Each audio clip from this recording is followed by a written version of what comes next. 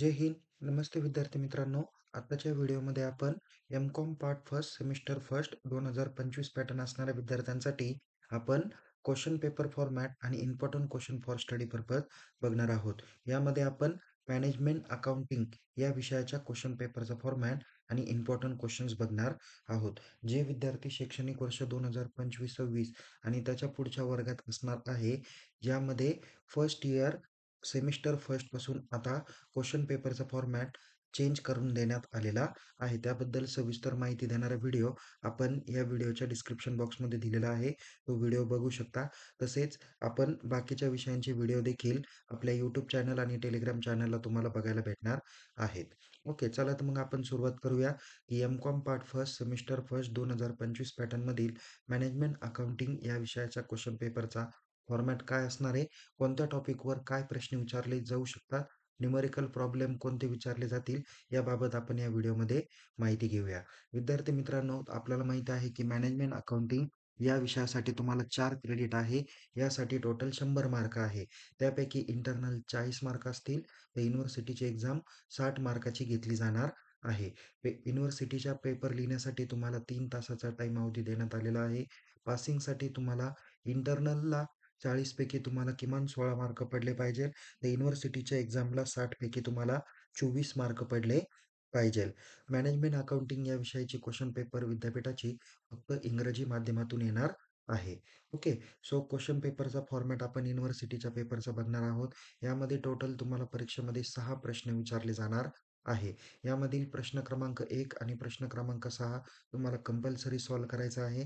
तर रिमेनिंग जे काही क्वेश्चन्स आहे, म्हणजेच question number second, third, fourth आणि फिफ्थ अशा 4 प्रश्नांपैकी 3 प्रश्नांची उत्तरं लिहायची आहेत.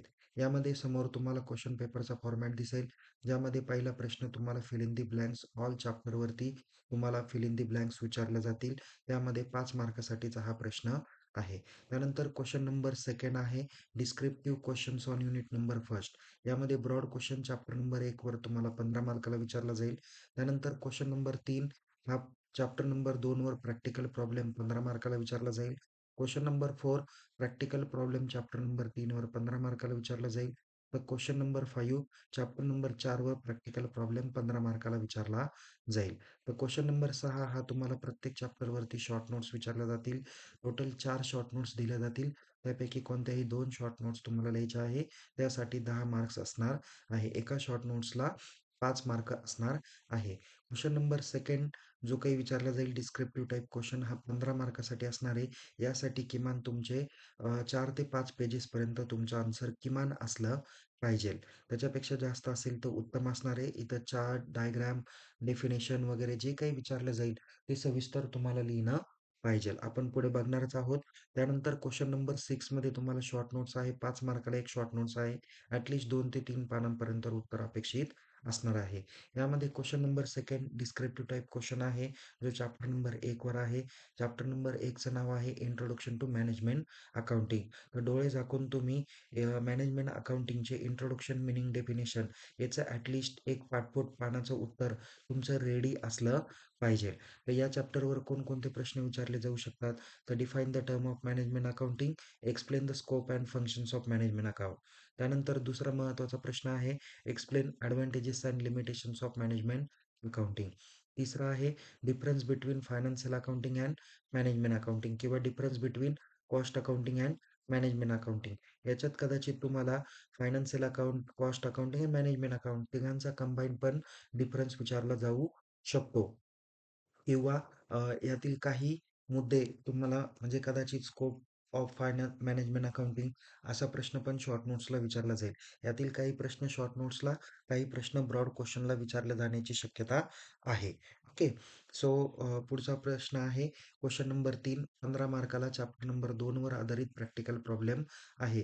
प्रॅक्टिकल युनिट नंबर सेकंडचं नाव आहे application of marginal costing techniques. यामध्ये तुम्हाला न्यूमेरिकल प्रॉब्लेम ऑन व्हेरियस की टर्म्स आहे मार्जिनल कॉस्टिंग रिलेटेड, ज्यामध्ये BEP, cost volume profit analysis आणि की फॅक्टर यावर आधारित प्रॅक्टिकल प्रॉब्लेम तुम्हाला विचारला जाणारा आहे. मग तुम्हाला contribution, PV ratio, BEP, sales volume किंवा बाकीचंही तुम्हाला या ठिकाणी विचारलं जाईल. डिझायर प्रॉफिट, किंवा डिझायर सेल्स हे तुम्हाला कॅल्क्युलेट करायला लावतील किंवा कॉस्ट व्हॅल्यूम प्रॉफिट ॲनालिसिस कसं कॅल्क्युलेट करायचं, की फॅक्टरच्या रिलेटेड काही प्रॅक्टिकल प्रॉब्लेम आहे. एवढे सगळे प्रॅक्टिकल प्रॉब्लेम तुम्ही चॅप्टर नंबर 2 वर आधारित करून ठेवा. क्वेश्चन नंबर 4 तुम्हाला न्यूमेरिकल प्रॉब्लेम चॅप्टर नंबर 3 वर आधारित 15 मार्काला विचारलं जाणार आहे. ज्याचं चॅप्टरचं नाव आहे बजेट अँड बजेटरी कंट्रोल. तर यामध्ये तुम्हाला numerical problem on flexible budget आणि फंक्शनल बजेट दोघांपैकी एक विचारलं जाऊ शकतं. दोन्हीही चांगल्या पद्धतीने बजेट तयार करा. ओके.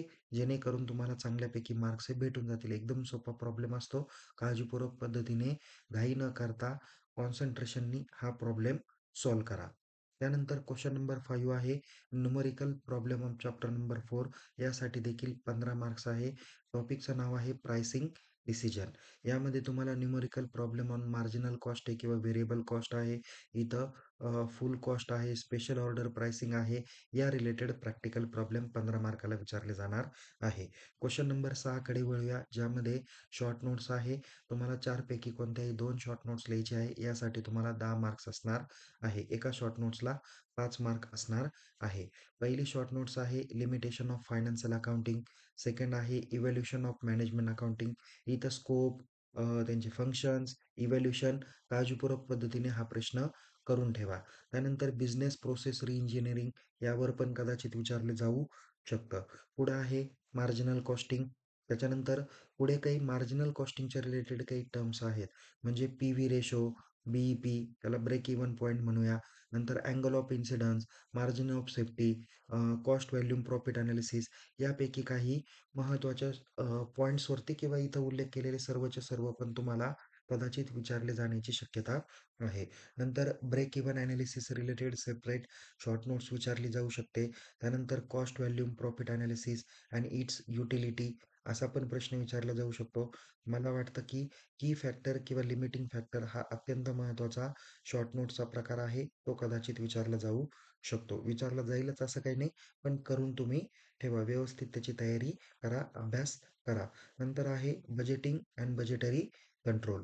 पुढे आहे ऑब्जेक्टिव्ह किंवा advantages and limitations of budgetary control. मग इथे बजेटरी कंट्रोल जर विचारलं तर त्याचे तुम्ही ऑब्जेक्टिव्ह, ॲडव्हांटेजेस, लिमिटेशन अजून जे काही लिहिता येईल तुम्ही ते लिहू शकता. बजेटरी कंट्रोलच्या डेफिनेशन पण चांगल्या पद्धतीने करून ठेवा. पुढे आहे installation of budgetary control system. हा पण एक महत्त्वाचा भाग आहे. पुढे आहे क्लासिफिकेशन ऑफ बजेट. यामध्ये बजेटचे जे काही वेगवेगळे टाइप्स आहेत, तर ते या ठिकाणी तुम्हाला करून ठेवायचे आहे. पुढे महत्त्वाची शॉर्ट नोट्स आहे ती म्हणजे झिरो बेस बजेटिंग. याचे ॲडव्हांटेजेस, लिमिटेशन्स, अझम्पशन बाकीची सर्व माहिती पण या ठिकाणी तुम्ही लिहू शकता. चॅप्टर नंबर 4 वर आधारित काही शॉर्ट नोट्स आहे. ऑब्जेक्टिव्ह ऑफ प्राइसिंग किंवा types of pricing, factors affecting pricing of product, त्यानंतर मेथड्स ऑफ प्रोडक्ट प्राइसिंग ज्यामध्ये कॉस्ट बेस्ड प्राइसिंग आहे, मार्जिनल कॉस्ट किंवा व्हेरिएबल कॉस्ट, फुल कॉस्ट यावर तिथं प्रॅक्टिकल प्रॉब्लेमच आहे. त्याच्यामुळं यावर शॉर्ट नोट्स विचारली जाईल असं सांगता येत नाही, पण करून ठेवा. त्यानंतर penetration pricing, then skimming pricing, special order pricing आणि आर-ओ-आय ज्याला रिटर्न ऑन इन्व्हेस्टमेंट प्राइसिंग असं आपण म्हणतो. इथं रिटर्न ऑन इन्व्हेस्टमेंट यावर आधारित जास्त करून शॉर्ट नोट्स विचारण्याची जास्त शक्यता मला वाटते. पण ह्या बाकीच्या प्रोडक्ट प्राइसिंगच्या मेथड्स पण तुम्ही काळजीपूर्वक करून ठेवा. तर या पद्धतीने आपण या व्हिडिओमध्ये मॅनेजमेंट अकाउंटिंग या विषयाच्या क्वेश्चन पेपरचा फॉर्मॅट आणि इम्पॉर्टंट क्वेश्चन स्टडी पर्पजसाठी बघितलेले आहे.